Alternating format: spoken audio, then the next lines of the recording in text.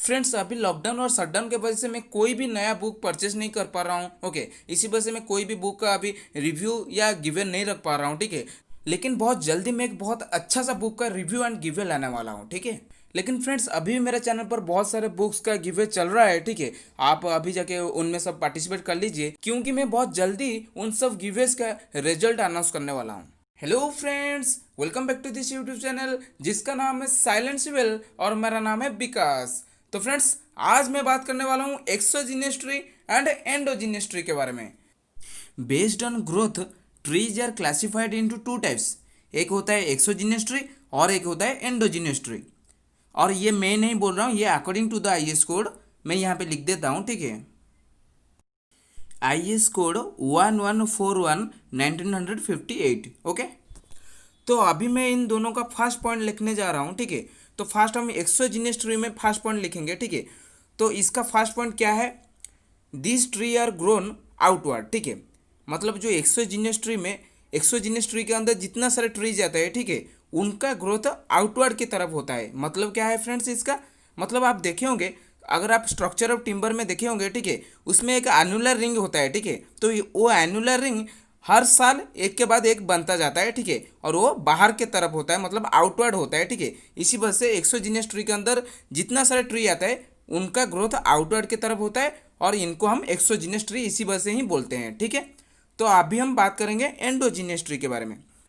These tree are grown inward. ठीक है, जो एंडोजीनियस ट्रीज में जितना सारे ट्रीज आते हैं, ठीक है, उनका ग्रोथ अंदर के तरफ होता है। ठीक है, इसी वजह से इनका नाम एंडोजीनियस ट्री रखा गया है। ठीक है, तो फ्रेंड्स यहाँ पे अभी सेकंड नंबर पॉइंट आप लिख लीजिए। ठीक है, जो एक्सोजीनियस ट्री है, ठीक है, इनका सबसे ज़्यादा यूजेस होता है as compare to endogenous tree. सबसे ज़्यादा यूजेस क्यों होता है? क्योंकि इनका स्ट्रेंथ सबसे ज़्यादा होता है। एक्सोजीनियस ट्री में स्ट्रेंथ सबसे ज़्यादा होता है। ठीक है, इसी वजह से इसको हम कोई बिल्डिंग पर्पज़ के लिए या फिर कोई इंजीनियरिंग पर्पज़ के लिए प्रिफर करते हैं। ठीक है, लेकिन जो एंडोजीनियस ट्री है उनका यूजेस बहुत कम होता है। ठीक है, उनका मतलब स्ट्रेंथ भी इतना ज़्यादा नहीं होता है। ठीक है, इसी वजह से उनका यूजेस बहुत कम होता है। मैं कुछ ट्रीज का एग्जांपल बोल देता हूँ आपको, जिससे आपको अच्छे से मतलब एक आइडिया आ जाएगा कि किसे एक्सोजीनियस ट्री बोला जाता है और किसे एंडोजीनियस ट्री बोला जाता है। ठीक है, तो जो है मैंगो ट्री, साल ट्री, टिक ट्री और जो सिसम ट्री होता है, ठीक है, इन सब ट्री सब हमारा एक्सोजीनियस ट्री में आता है। ठीक है, और जो एंडोजीनियस ट्री में हमारा शुगर कैन, बैम्बो, बनाना ट्री, ठीक है, ये सब ट्री हमारा एंडोजीनियस ट्रीज में आते हैं। ठीक है, तो फ्रेंड्स आई थिंक अभी आपको एक आइडिया लग गया होगा कि क्यों हम एंडोजीनियस ट्रीज को बहुत कम यूज करते हैं हमारे कोई भी काम में। ठीक है, तो हम अभी नेक्स्ट पॉइंट पे चलते हैं। ठीक है, जो कि एक बहुत इंपॉर्टेंट पॉइंट है। ओके, जो कि आपको बहुत अच्छे से समझ में आना चाहिए। ठीक है, तो इस पॉइंट को आप नोट करके जरूर लिख लेना। ठीक है, अभी यहाँ पे मेरा और स्पेस नहीं है। ठीक है, इसी वजह से मैं नहीं लिख पा रहा हूँ। ठीक है, और जितना लिखा हूँ, ठीक है, वो तो बहुत बुरा है, मतलब मेरा हैंड राइटिंग बहुत ज़्यादा बुरा है। ठीक है, I know that. Okay, but मैं यहाँ पे बोल भी रहा हूँ। ठीक है, आई होप कि आपको कुछ समझ में आ रहा होगा। ठीक है, तो ये बहुत इंपॉर्टेंट पॉइंट है। ठीक है, क्या है point? Height increase with respect to proper cross sectional area.